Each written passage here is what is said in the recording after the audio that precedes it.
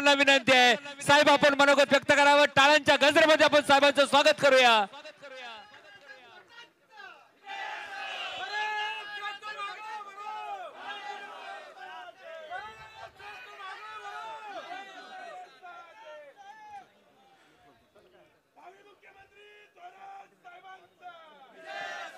अरे महाविकास आघाडी आलं का आपण ठरवू ना काय करायचं।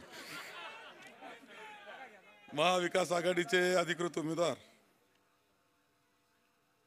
सभापती प्रभावतीताई घोगरे यांच्या प्रचाराच्या निमित्तानं आपल्याला मार्गदर्शन करण्यासाठी उपस्थित असलेले आदरणीय शरदचंद्रजी पवार साहेब, आपले खासदार भाऊसाहेबजी वाकचौरे, उपस्थित असलेले डॉक्टर सुधीरजी तांबे, माननीय रावसाहेब पाटील म्हस्के, राजेंद्रजी फाळके आपले राष्ट्रवादीचे अध्यक्ष, जयंतजी वाघ काँग्रेसचे अध्यक्ष, श्रीमती रीटाताई चौधरी आमदार आहेत, राजस्थानच्या 3ऱ्या वेळेस आमदार आहेत, त्यांचे वडील 7 वेळा आमदार होते, बाळासाहेब गायकवाड जे आता रिपब्लिकन पार्टी ऑफ इंडियाचे देशाचेच प्रमुख झालेत,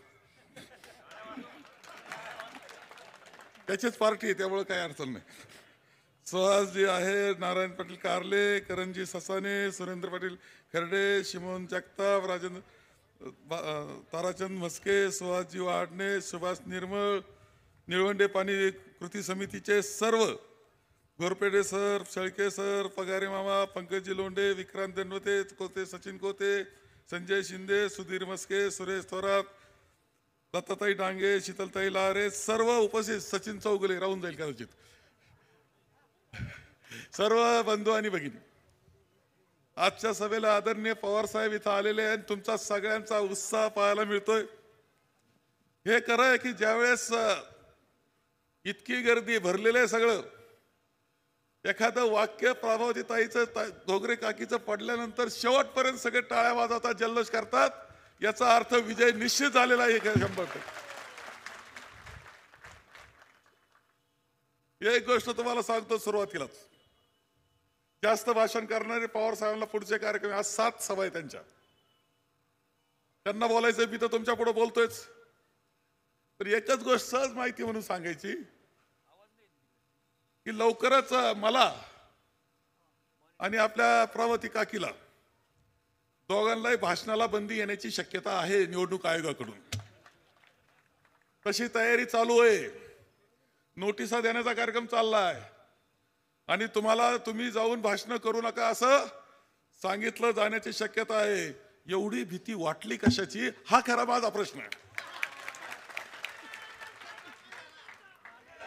पिटिशन केलंय, एवढं दांड कालच एवढा गाठा मला मिळाला, मला माहिती आत पोकळी सगळं, तुम्ही काळजी करू नका, परंतु करतील काय, भाषणाला बंदी करा, यायला बंदी करा, लढाई तर चालूच राहणार आहे आणि शेवटची लढाई 20 तारखेला या मतदारसंघातला मतदार लढणारे, शेवटी लक्षात ठेवा मतदार लढणारे, जो बाहेर येऊ गरीब माणूस असतो, त्या गरीब माणसाला वाटतं चौगुलेचे पाय मोडले, आरणेचे हात मोडले, कशाला आपण आपला प्रपंच पाहावा, हे वाटणं साहजिक गोष्ट की नाही रे, असं वाटतं त्याला।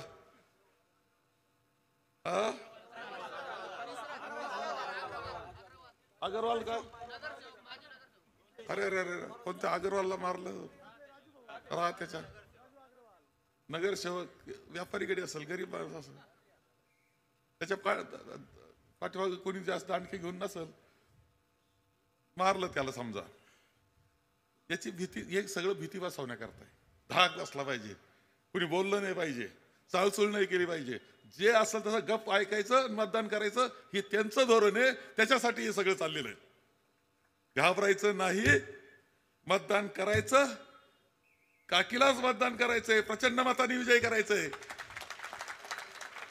गुलामगिरीत राहायचं नाही, आझादीमध्ये राहायचंय, आपला देश आहे, स्वतंत्र देश आहे, स्वतंत्र मतदार आपण आहोत, मताचा अधिकार लोकशाहीने दिला आहे, तो बजवायचा आहे आपल्याला, कुठेही घाबरायचं नाही, काय व्हायचं होईल, परंतु हे तुम्ही मतदानात केलं तर पुढचं स्वातंत्र्य लक्षात ठेवा, नाही तर गुलामगिरी तुमच्या कायमची बोकंडी बसल्याशिवाय राहणार नाही। लोखंडी शब्द चालतो ना. आता हे सगळं खरं आहे. काय अवस्था होती, किती समृद्ध भाग होता. पवार साहेबांना खूप सगळं माहिती घेतलं, खूप सगळं माहिती. साहेब फिरलेले आहे, पाहिलेले आहे, घरोघर गेलेले आहे, कुटुंबातले राहिलेले सगळ्यांच्या. एक समृद्ध भागाचं पाणी गेलं, इथला कारखाना बंद झाला, बाजारपेठ अडचणीत आली. पुन्हा एकदा वैभवाचे दिवस आणण्याची जबाबदारी तुमची आमची सगळ्यांची आहे. काकीनं ती जबाबदारी घेतली. खासदार आपल्या पाठीशी आहेत आणि लोकशाही आघाडीचे पूर्णपणे सरकार तुमच्या पाठीशी राहिल्याची ग्वाही तुम्हाला या निमित्तानं देतो. पुन्हा वैभवाचे दिवस, पुन्हा स्वातंत्र्याचे दिवस, पुन्हा बंधुत्वाचे दिवस. सगळ्यांनी सगळे समाज एकत्र सगळ्या पद्धतीने. आता काय ते पंतप्रधानांपासून सगळे सुरू केले काहीतरी. पटेंगे तो काय कटेंगे, अरे काय कसलं पटेंगे कटेंगे. महागाईचं बोला, नोकऱ्यांचं बोला, शेतकऱ्याच्या प्रश्नाचं बोला, दुधाच्या भावाचं बोला, सोयाबीनच्या बाजाराचं काय झालंय बोला. ते नाही बोलायचं. ते बोललं तर अडचणीत येईल, म्हणून हे पटेंगे ते कटेंगे हे लक्षात ठेवा. जेव्हा उत्तर द्यायला राहत नाही त्यावेळेस वेगळा प्रश्न घेऊन जायचं, डोके आपले भरभिष्ट करायचे. हा प्रयत्न त्यांचा चाललेला आहे. फसायचं नाही, लक्षात ठेवा. या निवडणुकीमध्ये कोणत्याच गोष्टीला फसायचं नाही. महाविकास आघाडीच्या पाठीशी राहायचं. काकीला प्रचंड मतं द्यायची आपल्या सगळ्या आघाडीच्या सगळ्यांनी. आमचे शिवसेनेचे बंधू आहेत, राष्ट्रवादीचे आहेत, मित्र पक्षाचे, रिपब्लिकन पार्टी तर अख्खीच बरोबर आहे. त्यामुळं तुम्ही सगळे त्या मनापासून काम करता, मनापासून काम करा. आणि पुढचा काळ आपला अत्यंत आनंदाचा आणि वैभवाचा आणि संपन्नता घालवण्याकरता हे 20 तारीख आपल्याकरता महत्वाची आहे, लक्षात ठेवा. 20 तारखेला हा खऱ्या अर्थाने तुमच्याकरता अत्यंत महत्वाचा दिवस आहे. तो दिवस तुमच्या दिशा बदलणार आहे, चांगल्या दिशेने तुम्हाला सगळ्यांनी येणार आहे. ती काळजी घ्या. अजूनच कुठेतरी परवा म्हटले का यांचा काय संबंध. अरे माझं गाव या मतदारसंघात आहे, मी मतदार आहे ना. मला बाहेरचं म्हणायचं कसं काय. तर काही नाही, सगळ्यांनी एक राहायचं, भक्कम राहायचं आणि निवडणूक जिंकायची. हे सांगतो तुम्हाला परत एकदा. शेवटी सांगतो, साहेबांना सांगतो, यावेळेस 20 तारखेला तुम्ही चांगला बदल केला तर तुमचा भविष्य काळ चांगला आहे. नाही तंगड्या मोडा, हात चोडा, झापड्या मारा, अमुक करू, तुझी जिरू, तुला काढून टाकू. अरे आपण निघालो म्हणून माणसं फिरायला लागले, घरी जायला लागले. काही तर नाईट ड्रेसवरच घरी चहा प्यायला सकाळी 6लाच येत. आपण म्हणून मुरुम पडला, म्हणून तिकडे काय 3200 झाला. आम्ही एक गॅरेज कारखाना चालवला, 1च वर्ष चालवायला मिळाला. तुम्ही 5 सगळ्यात चांगला चालवलाय. आम्ही अडचणीतून चांगला चालवलाय. नाही आम्ही करू शकतो हे सिद्ध केलेलं आहे. आणि आणखी पुढच्या काळात आणखी चांगल्या पद्धतीने सिद्ध करू. पण 20 तारीख मात्र विसरायची नाही. काँग्रेसला, आघाडीला आणि पंजाला मतदान 100%. काकीचं नाव 2 नंबरला आहे, लक्षात ठेवा. आटापिटा केला नाही 1 नंबर करता. मी तिकडे केला नाही, काकी ना केला नाही. भक्कम पाठीशी राहा. 20 तारखेला मतदान करा असं आवाहन करतो आणि माझे 2 शब्द संपवतो. धन्यवाद साहेब. यानंतर महाराष्ट्राचा बुलंद आवाज शरद पवार. शरद पवार. महाराष्ट्राचा बुलंद आवाज शरद पवार. शरद पवार. 84 वर्षाचे तरुण योद्धे आदरणीय शरदचंद्रजी पवार साहेब यांचं प्रचंड टाळ्यांच्या गजरात आपण स्वागत करूया. महाराष्ट्राचे नेते शरदचंद्रजी पवार साहेब.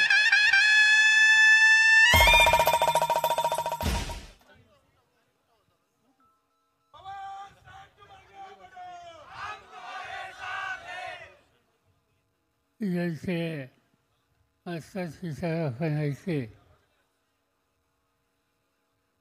से महाराष्ट्राच्या काँग्रेस पक्षाचे ज्येष्ठ नेते बाळासाहेब थोरात,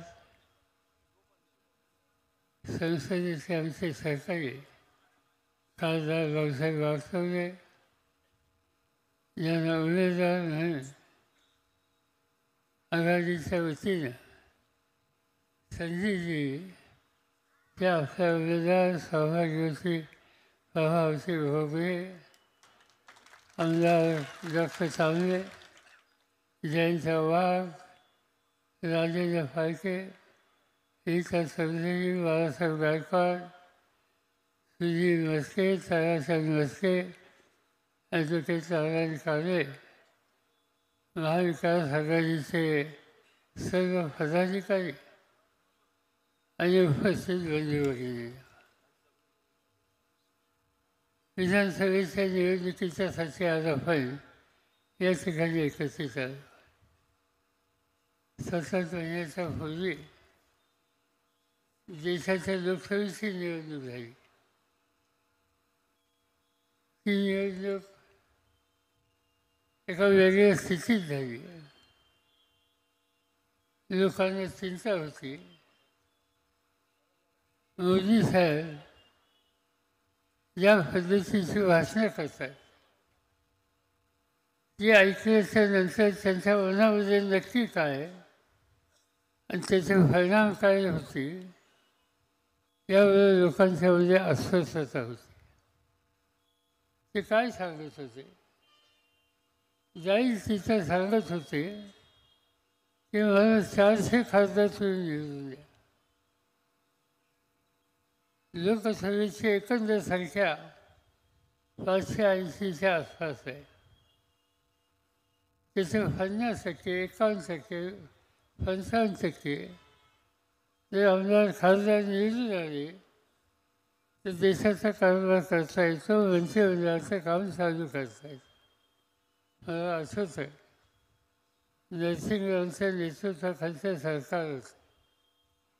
मी संरक्षण मंत्री होतो त्या मंत्रिमंडळात आणि आम्हाला स्पष्ट बहुमत नव्हतं. आम्हाला 15-20 खासदारांची गरज होती. तरी 5 वर्ष सरकार चाललं. हे चालवलं काही अशक्य नाही.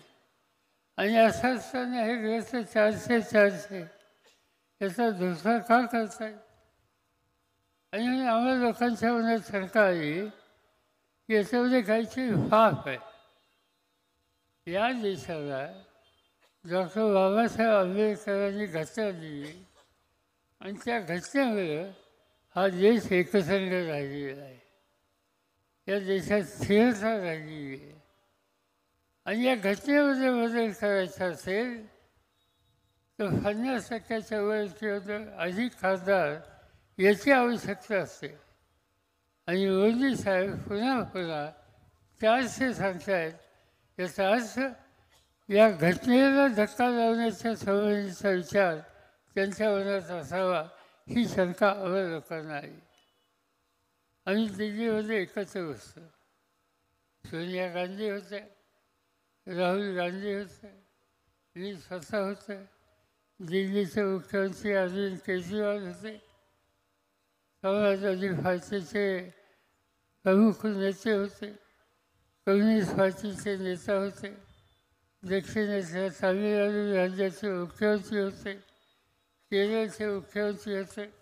आम्ही सगळे एकत्र बसतो आणि चर्चा केली की हे 400 हा आकडा घेऊन जात आहेत. याचा अर्थ यांना या देशाला वेगळ्या रस्त्यावर न्यायचे आणि त्याची खबरदारी आपण वेगळं घेतली नाही तर जबरदस्त किंमत पुढच्या काही फेऱ्यांना सुद्धा द्यावी लागेल. आणि त्या चर्चेमधून आम्ही निर्णय घेतला इंडिया आघाडी नावाची आघाडी स्थापन करायची आणि त्या आघाडीच्या उशीर निवडणुका लढवायच्या. त्या लढवल्या. महाराष्ट्रामध्ये तुम्ही लोकांनी चित्र बदलवलं. 5 वर्षापूर्वी जी महाराष्ट्राची देशाची लोकसभेची निवडणूक झाली त्यावेळेला आमची स्थिती चांगली नव्हती. काँग्रेस पक्षाला राज्यात 1 खासदार फक्त मिळाला. राष्ट्रवादीला 4 खासदार मिळाले. एवढी कठीण स्थिती आम्हाला लोकांची होती. आणि या पार्श्वभूमीवर यावेळेला आम्ही लोकांनी महाविकास आघाडीची स्थापना करून निवडणुकीला सामोरं जायचा निकाल घेतला. आणि मला आनंद आहे की तुम्ही लोकांनी प्रचंड शक्ती दिली. या महाराष्ट्रामध्ये 5 लोक आमचे निवडून आले होते. त्याच महाराष्ट्रामध्ये 48 पैकी 30-31 लोक हे निवडून आले आणि एक जबरदस्त शक्ती आज पार्लमेंटमध्ये करू शकली. त्यामुळे मोदींना बदल करता आला नाही. खरं सांगायचं म्हणजे त्यांना राज्य चालवणं अवघड होतं. पण त्यांनी दोन गोष्टी केल्या. एक, आंध्रप्रदेश मुख्यमंत्री चंद्रबाबू नायडू त्यांना बरोबर घेतलं. बिहारचे मुख्यमंत्री नितीश कुमार त्यांना बरोबर घेतले. त्या दोघांचे खासदार घेतले आणि आज देशाचे राज्याचे चालवत आहे. ठीक आहे, त्यांनी राज्य चालवावं, माझी काही तक्रार नाही. फक्त लोकशाहीच्या संस्थेवर त्यांनी हल्ला हा कधी करता कामा नये. आज महाराष्ट्राच्या विधानसभेची निवडणूक आहे आणि आम्ही बघतो गेले 10 वर्ष म्हणजे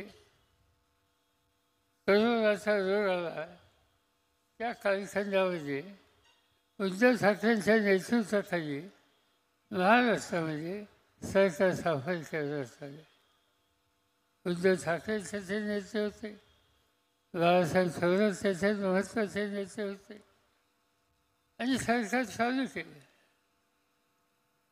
पण दुर्दैवानं काही लोकांनी वेगळी भूमिका घेतली.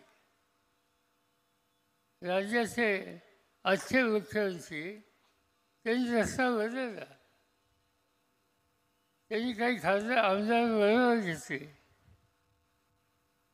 त्यांना जर अजित पवार आणि त्यांच्या सहकार्याने त्यांना साथ दिली आणि या सगळ्या गोष्टीच्यामुळं आम्हा लोकांचं बहुमत तिथं गेलं आणि आपण बघतो आज शिंदेच्या नेतृत्वाखालचं सरकार त्या ठिकाणी आहे. आज या सरकारने धोरणात बदल करायचे ठरवले. का ठरवले? लोकसभेमध्ये जो तुम्ही त्यांना जबरदस्त फटका दिला त्यामुळं ते जागे झाले आणि काहीतरी नवीन लोकांना समाधान देईल, होईल का नाही नंतर होऊ, पण निदान होईलच आहे. आणि अशा योजना त्या ठिकाणी काढल्या. पहिली योजना काढली लाडकी बहीण आणि लाडक्या बहिणीच्यासाठी त्यांनी काही 1500 रुपये काही रक्कम द्यायचा निकाल घेतला. माझी काही तक्रार त्याबद्दल नाही आहे. आमच्या खेड्यापाड्याच्या मुली, शहराच्या मुली, कष्टकरी इच्छाच्या मुली त्यांना स्वतःच्या बाहेर उभं करण्याच्यासाठी काही मदत होत असेल तर माझी तक्रार नाही. पण आज गरज कशाची? गरज ही आहे की या मुलींना बहिणींना संरक्षण कसं देतं. तुम्ही वाचलं असेल मध्यंतरी ठाणे जिल्ह्यामध्ये एकाच ठिकाणी 2 लहान बालिकांच्यावर अत्याचार करण्यात आले. अत्याचार करणारे लवकर सापडले नाही, नंतर सापडले. तुम्ही एका बाजूनं लाडकी मुली म्हणायचं आणि दुसऱ्या बाजूनं त्यांनी या संकटाला तोंड द्यायची वेळ आणायची. महाराष्ट्रामध्ये गेल्या 6 महिन्यामध्ये 866 मुली गायब झालेल्या घराच्या बाहेर. कुठे गेल्या घरच्यांना पत्ता नाही, कुणी त्यांचं अपहरण केलं हे माहिती नाही. 866 मुली 6 महिन्यात घरातनं काढून नेल्या जातात. हे काही मुलींना संरक्षण देण्याचं लक्षण आहे. त्या काही लाडक्या मुली नव्हत्या, पण मुलींच्या संरक्षणाची खबरदारी घेण्याची नीती जबाबदारी ज्यांच्यावर आहे तो मूळ प्रश्न सोडायचा आणि मताच्या कथ्यासाठी काहीतरी दुसऱ्या गोष्टी सांगायच्या आणि त्यांनी लोकांचं जनमत बदलायच्या संबंधी प्रयत्न करायचा हे सूत्र यांच्या पाठीमागं होतं. आज ही अवस्था मुलींच्याबद्दल. दुसरे अनेक प्रश्न आहे. या प्रश्नाचा उल्लेख या ठिकाणी आधीच्या वक्त्यांनी सुद्धा केला. आज या राज्यामध्ये शैक्षणिक संस्था उभ्या आहेत, कॉलेजेस उभी राहिली, मुलांच्या शिक्षणाची संधी त्यांना मिळाली. आज त्यामुळं आपल्याकडं पदवीधरांची संख्या वाढली. पदवीधरांची संख्या वाढली, पण त्यांच्या हाताला काम कुठं मिळते? पदवीधर जसे वाढले तशी बेकारांची संख्यासुद्धा वाढली.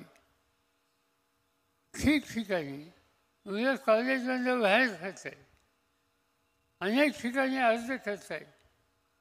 त्या अर्जाला कोणी जर साथ देत नाही आणि त्यांना नोकरी मिळत नाही. किती दिवस या गोष्टी अशा होऊन द्यायच्या.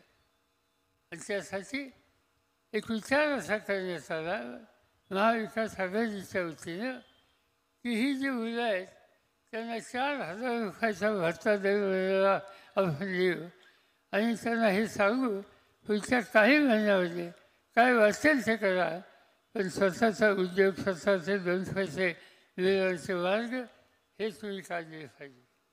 माझं तर नेहमीच सांगणं असतं, मुलांनी प्रत्येक घरात 2 मुलं असतील ते एकाने शेती करावी आणि दुसऱ्याने जिथं काम मिळेल तिथं काम करावं. देशाच्या कानाकोपऱ्यात कुठेही जावं. आज आम्ही कधी कधी परदेशात जातो. अमेरिकेत गेलो, ब्राझीलमध्ये गेलो, कॅनडामध्ये गेलो.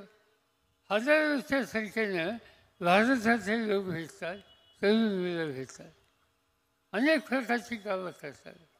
आज तुम्ही ब्राझीलमध्ये बाळासाहेब होते माझ्यावर, ब्राझीलला आपण गेलो होतो आणि त्या ठिकाणी हजारो एकराची शेती आहे, ऊसाची शेती आहे, फळबागांची शेती आहे आणि ते काम करण्याच्या वजह नव्हे तर त्याच्या मालकीमध्ये भारताचं आलेले अनेक तरुण लोक आहेत.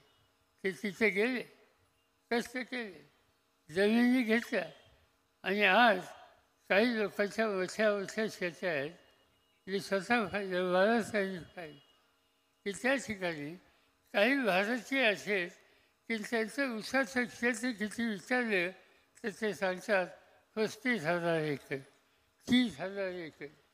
आम्ही कधी आयुष्यात हे ऐकलेलं. पण अशी मुलं त्या देशात जाऊन हे करू शकले. का केले? नोकरी नाही याच्यासाठी कुठे जायच्याबद्दलची तयारी ही त्यांची होईल. पण आमच्याकडची गोष्ट अनेकदा लोकांना पटत नाही. लोक येतात, तरुण मुलं भेटतात, विनंती करतात नोकरी द्या. कुठेतरी त्यांना नोकरी मिळाली, ऑल इंडिया लेवलला समजाच्या मुलाला नोकरी मिळाली बिहारमध्ये. दिल्लीमध्ये माझ्या घरी येतात आणि सांगतात की नोकरी चांगली आहे पण बिहार फार लांब आहे. माझी बदली ठेवली महाराष्ट्रात करा. काहीतरी करून त्याची बदली महाराष्ट्रात केली. इथं आल्या भेटतात आणि इथं विनंती करतात महाराष्ट्रात आलो पण जरा जिल्ह्यात बदली करा. आणि जिल्ह्यात घेतल्याच्या नंतर भेटतो आणि मग सांगतो की जरा गावाच्या जवळ करा. ही भूमिका आमचे तरुण जोपर्यंत घेतील तोपर्यंत दुनियामध्ये काम करण्याची जी संधी आहे त्याचा लाभ आमच्या मुलांना घेता येणार नाही. आणि जोपर्यंत आम्ही शेतीवरचा ओझा कमी करत नाही तोपर्यंत कुटुंबाचं एकंदर अर्थकारण हे सुधारणार नाही. म्हणून शेतीचा ओझा हा कमी केला पाहिजे.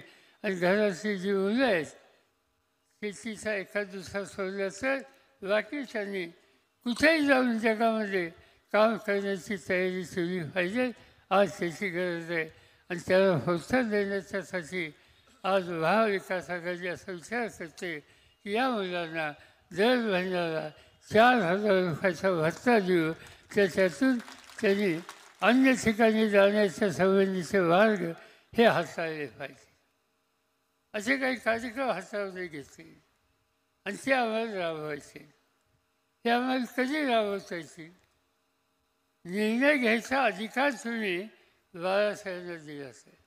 मला नको, मी काही विधानसभेला उभा नाही राहणार नाही. हा बाळासाहेबांना अधिकार दिला पाहिजे.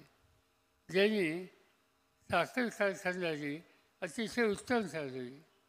मंत्रिमंडळामध्ये काम करत असताना ते शेतीमंत्री होते, मी शेतीमंत्री होतो. देशाच्या सगळ्या शेतीवंशांचं काम मी जवळून बघत असे.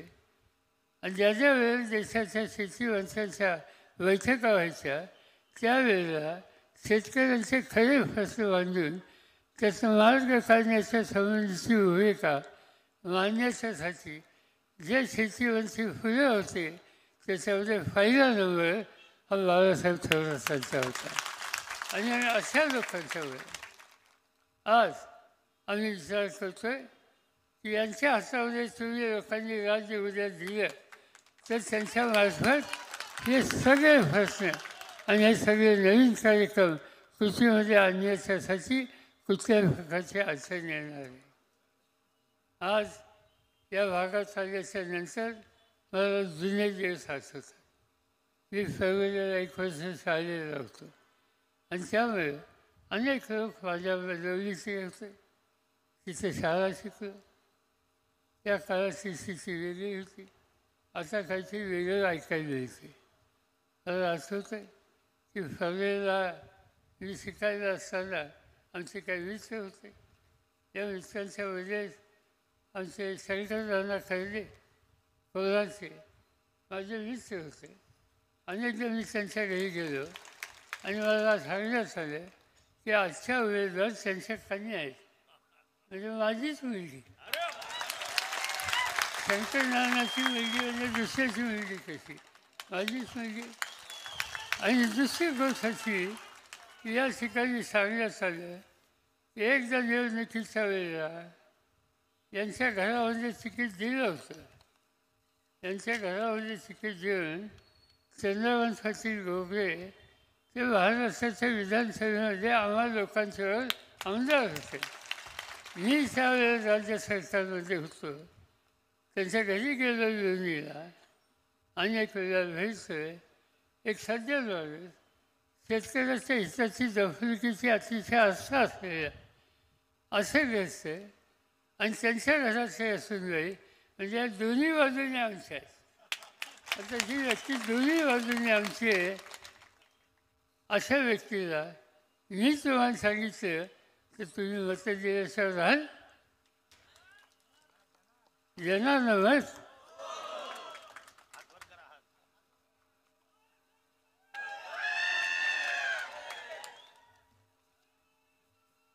मी मत देणार याची खात्री मला स्वतःला आहे.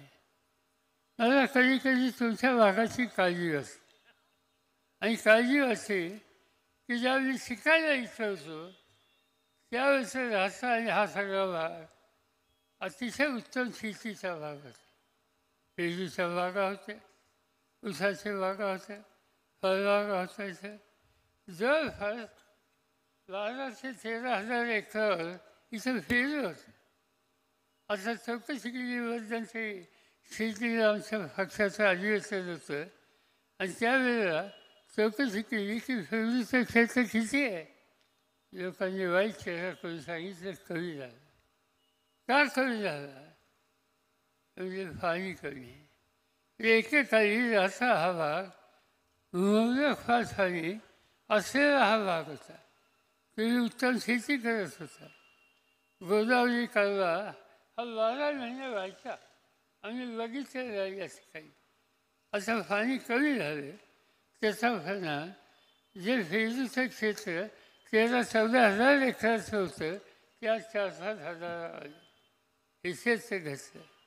जी गोदावरी 12 महिने वाहत होती, 5 ते 6 रोटेशन मिळत होते. आज ते रोटेशन मिळत नाही.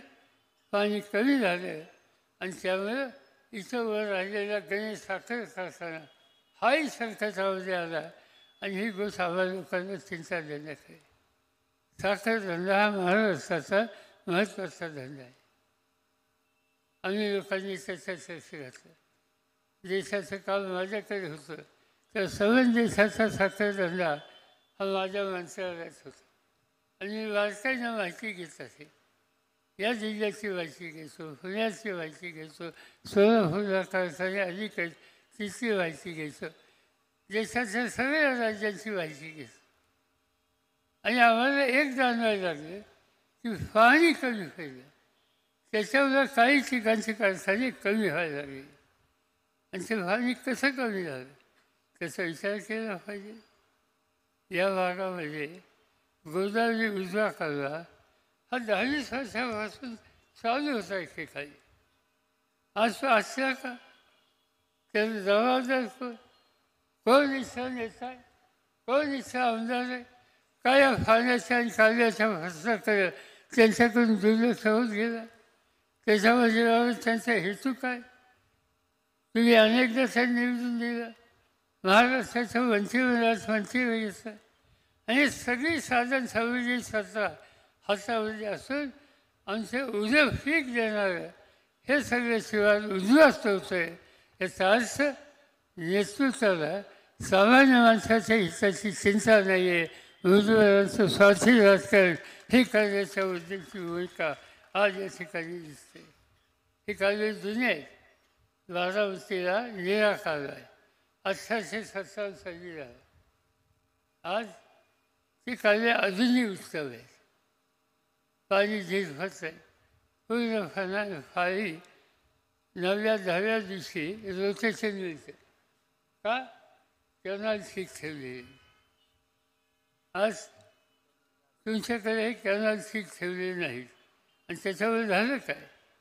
कधी कधी मी हेलिकॉप्टरने जातो आणि जाताना माझी एक सवय आहे. एखादा माहितीचा भाग असला तर तिथून हेलिकॉप्टर जरा खाली घेऊन बघत जायचं. आणि मला या भागात काय बघायला मिळतं, हा जो कालवा आहे गोदावरी कालवा, त्याची वाहन क्षमता घटली त्याला अनेक ठिकाणी भगदानं फैलीत असं दिसतं. ते कालवे ठीक नाही आणि त्यामुळे त्याची वाहन क्षमता गेली. आणि हे काय असं होतं त्याच्याकडे काही लक्ष दिलं जातं. मध्यंतरी माझ्या वाचनामध्ये आलं की नेत्यांनी जाहीर केलं की 200 कोटी मंजूर केले. कुठे गेले तर असं पाणी तर येत नाही, शेताचं कमी होतं आणि सांगतात की 200 कोटी केले. 200 कोटी केले त्या निधीचं झालं का. माझं स्पष्ट मत असे की मोठे आकडे करायचे, लोकांना भुलवायचे आणि प्रत्यक्ष काहीच नाही करायचं. निवडणुकीच्या आधी सगळी आश्वासन द्यायची आणि निवडणूक झाल्याच्या नंतर त्याच्या सगळ्या गोष्टीचं कळलं पूर्ण फरारी दिसायचं. हा दृष्टिकोन इथल्या नेतृत्वाचा आहे. आज या मतदारसंघामध्ये देशाच्या बाहेरचे लोक काही दर्शनाच्यासाठी येत असतात. एक दिवशी मी या भागात होतो, सरकारमध्ये होतो, केंद्र सरकारमध्ये होतो आणि त्या ठिकाणी भाषण करताना मी सांगितलं की आनंद आहे की लोक श्रद्धेने येतात. पाणी कमी पडलं, शेती अडचणी चालले, इथं काहीतरी नवीन केलं पाहिजे. पुण्यामध्ये हिंजवडी नावाचा एक भाग आहे, तिथे पाणी कमी असतं. त्या भागाचा मी आमदार होतो, खासदार होतो. विचार केला की हा सर्वच भाग असा उजाडकी दिवस करायचा. तरुण लोक एकत्र केले, काही उद्योजक बोलवले आणि या सगळ्यांची चर्चा केली आणि त्याने सांगितलं की ज्ञानाचं शहर करता येईल का, नॉलेज सिटी. आणि नॉलेज सिटी करायची असेल तर संगणकाचं शिक्षण देऊन संगणकावर आधारित व्यवसायाचं केंद्र या ठिकाणी करता येईल का. आणि बैठका घेतल्या. आज हिंजवडीला आठवड्याला जवळपास 2000 कोटीची निर्यात होते आणि हिंजवडीला आज 2 लाख मुलं काम करतात आणि त्यांचं वेतन हे कुणाचंही वेतन तुम्ही बघितलं तर कमीत कमी 40 ते 50 हजाराच्या खाली नाही. आज त्यांच्या हाताला काम दिलं आणि ते हिंजवडीचा माझा अनुभव बघितल्याच्या नंतर जेव्हा मी शेतीला आलो आणि तिथं शेती महामंडळाची जमीन होती, त्या शेती महामंडळाच्या जमिनीची 1500 एकर जमीन सरकारने दिली. तर या ठिकाणी आपण नॉलेज शेती करू, IT शेती करू, मुलामुलींच्या हाताला अधिक काम देऊ, अनेक प्रकारचं नवीन चित्र त्या ठिकाणी केलं.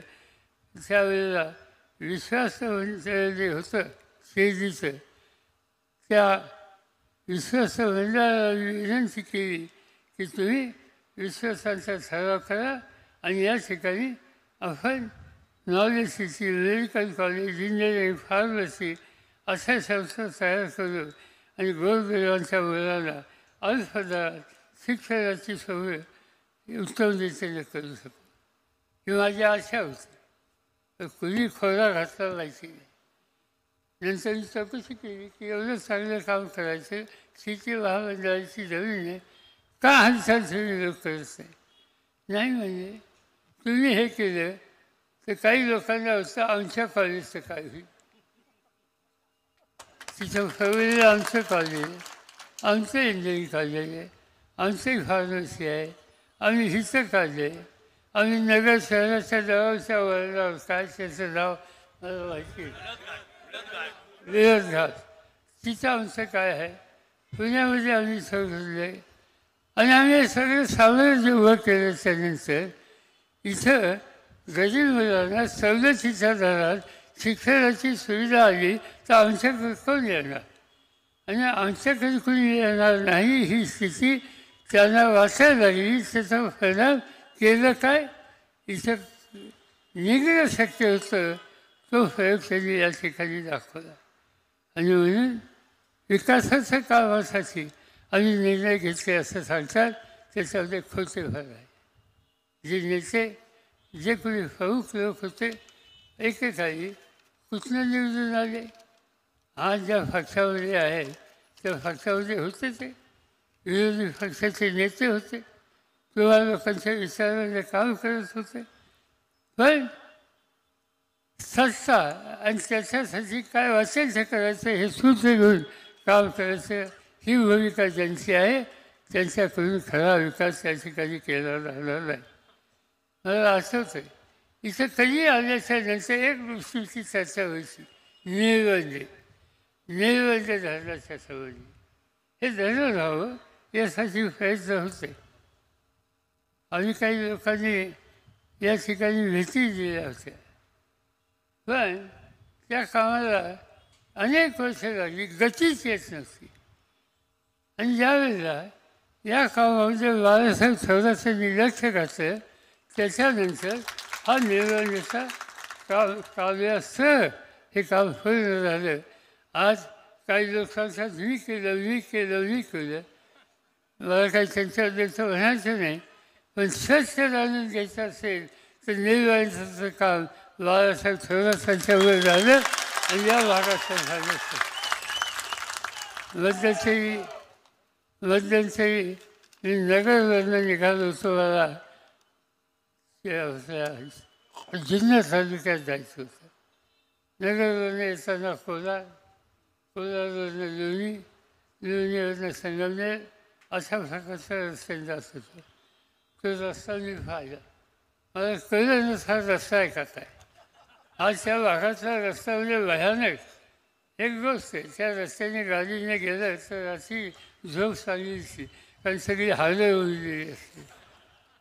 आता ज्यांच्या हातामध्ये 5-5 वर्ष मंत्रीमध्ये त्यांना आपल्या मतदारसंघाचा महत्त्वाचा रस्तासुद्धा करता येत नाही. कसं राजकारण, कुणासाठी राजकारण, आज हे प्रकारचं चित्र या ठिकाणी दिसतं.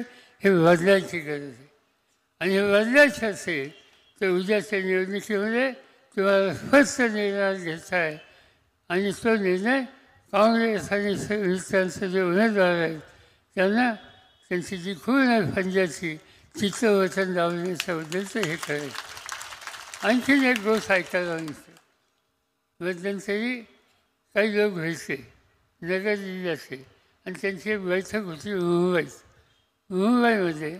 नगर जिल्ह्याच्या काही भागाचे लोक राहतात, उदाहरणार्थ फारणे, आणखी काही भाग. आणि त्या लोकांना भेटायला आमची बैठक होती. ती गेल्याच्या नंतर काही लोकांना मी विचारलं काय प्रश्न काय झाली. नाही म्हणजे आमचं ठीक चाललं, पण एक गोष्ट ठीक नाही. म्हणजे काय, म्हणजे आमच्या भागात दहशतवाद आहे, काही लोक दमदाटी देतात, ही दडपशाही कशी बंद होईल याचा काहीतरी विचार करा. आज लोकशाहीचं राज्य आहे. लोकशाहीचं राज्य असताना सामान्य माणसाला कोणी दडपशाही करत असेल, दहशतवाद या ठिकाणी करत असेल, हे कसं राज्य.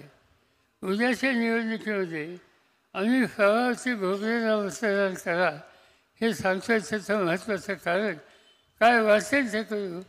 महाराष्ट्राच्या राज्यामध्ये बहुमताची सत्ता या ठिकाणी महाविकास आघाडीची स्थापन केल्याच्या नंतर इथला दहशतवाद जो आहे, दडपशाही आहे, ती उद्ध्वस्त केल्याशिवाय आणि स्वच्छ वस्त्रालय या ठिकाणी मी सुरू केलं.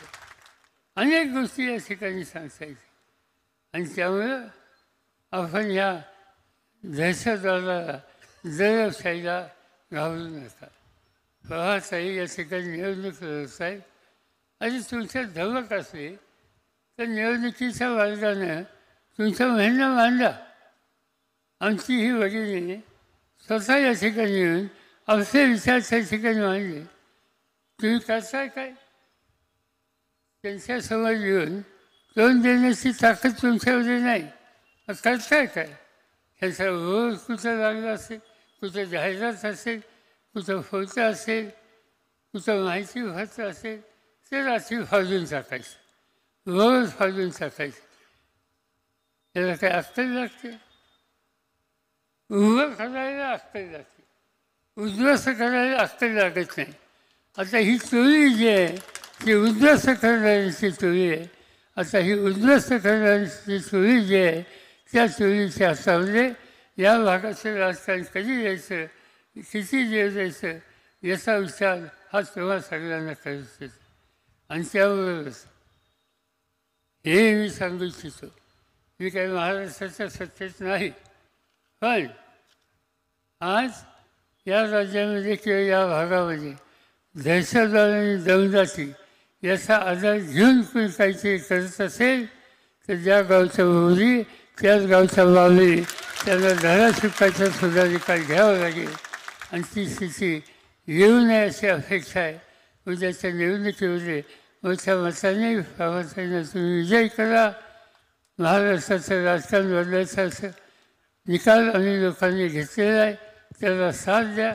मी तुम्हाला सर्व देतो की देशात एक नंबरचं राज्य म्हणून जो महाराष्ट्राचा नावलौकिक होता या लोकांनी जो घालवला, तुम्ही सत्ता दिल्याच्या नंतर राज्य हातात घेतल्याच्या नंतर बाळासाहेबांनी आमचे सगळे सहकारी या राज्याचा चेहरा बदलल्याशिवाय राहणार नाही आणि तुमच्या जीवनावर परिवर्तन केल्याशिवाय राहणार नाही. त्यासाठी ही तुमची मदत हवी आहे हेच या ठिकाणी सांगतो. आणि अजून 5 सभा असल्यामुळं अधिक न बोलता मी आपल्या सगळ्यांना या ठिकाणी ठीक आता अनेक गोष्टी आहेत. आता मला कोणत्या चिठ्ठी वाचवली तिथे शिवाजी महाराजांचा पुतळा बसवायचा होता आणि काय झालं माहिती नाही, पण तो पुतळा सरकारच्या गोडाऊनमध्ये. या लोकांना किंमतच नाही. शिवाजी महाराजांच्याबद्दल किंमत नाही, तुमच्याबद्दल किंमत नाही. काय सांगायचं? तुम्ही सगळ्यांनी वाचले सिंधुदुर्ग जिल्ह्यामध्ये उभा केलेला पुतळा शिवाजी महाराजांचा उद्घाटन केलं नरेंद्र मोदी आणि एका महिन्यात तो फाडला. चौकशी केली आम्ही लोकांनी शिस्तपणे फसवलं की शिवाजी महाराजांचा पुतळा फाडला का? ते म्हणजे समुद्राचा वारा, त्या वाऱ्यामध्ये पुतळा. तुम्ही कधी मुंबईत आला असाल तर गेटवे ऑफ इंडिया नावाचा भाग आहे. यशवंतराव चव्हाण मुख्यमंत्री असताना त्यावेळी त्यांनी तिथे शिवाजी महाराजांचा पुतळा उभा केला. हजारो लोक येतात बघायला. समोर समुद्र आहे, प्रचंड वारा असतो. इतक्या वर्षाच्या पुतळ्याला काही झाले. मुंबईमध्ये शिवाजी पार्क नावाचं क्षेत्र आहे, समुद्राच्या जवळ आहे. शिवाजी महाराजांचा पुतळा आहे तिथे. इतक्या वर्ष पुतळा त्या ठिकाणी समुद्राचा वारा येतो, तो पुतळा कधी फाडला नाही. आज सिंधुदुर्गाचा पुतळा कसा होता? 2 कारणे. एक तो भ्रष्टाचार, म्हणजे पैसे खायचे आणि शिवाजी महाराजांच्या पुतळ्याची पैसे खायचे काय चाललेलं आहे. आणि दुसरं गोष्ट, पुतळ्याच्या उद्घाटनाला हात कोणाचा लागला? हात लागला नरेंद्र मोदीचा. पुतळा असंच होणार, दुसरं काय होणार पुतळ्याचं? आज ज्यांच्या हातामध्ये सत्ता आहे आणि सत्तेचा उपयोग लोकांच्या भल्यासाठी करत नाही, वेळच्या वेळी निर्णय घेत नाही, परवानग्या द्यायची परवानगी देत नाही, त्यामुळे एक पुतळा फरतो तरी त्याचं गोदावमध्ये राहतो. दुर्दैवाने ही स्थिती या ठिकाणी आहे. ती बदलायची असेल तर निकाल हाच घ्यावा लागेल की लोकसभेमध्ये विधानसभेमध्ये परिवर्तन करायचं आणि ते काम तुम्ही करा ही विनंती करतो. आणि पुढच्या सभेला जायला आपली परवानगी घेतो. जय हिंद, जय महाराष्ट्र. धन्यवाद साहेब. महाराष्ट्राचा बुलंद आवाज शरद पवार, शरद पवार. निळवंडे धरणाचे निर्माते, कालव्यांचे निर्माते, जलनायक नामदार बाळासाहेब थोरात साहेब. राहता मतदारसंघाचे उमेदवार सौ प्रभावती काकी घोगरे यांचा विजय असो. या कार्यक्रमाचं आभार प्रदर्शन नारायण काका कारले यांनी करावा अशी विनंती आहे. महाराष्ट्राचा बुलंद आवाज शरद पवार, शरद पवार. ऍडव्होकेट पंकज लोंढे या ठिकाणी आभार प्रदर्शन करतायत, राहता तालुका काँग्रेसचे अध्यक्ष.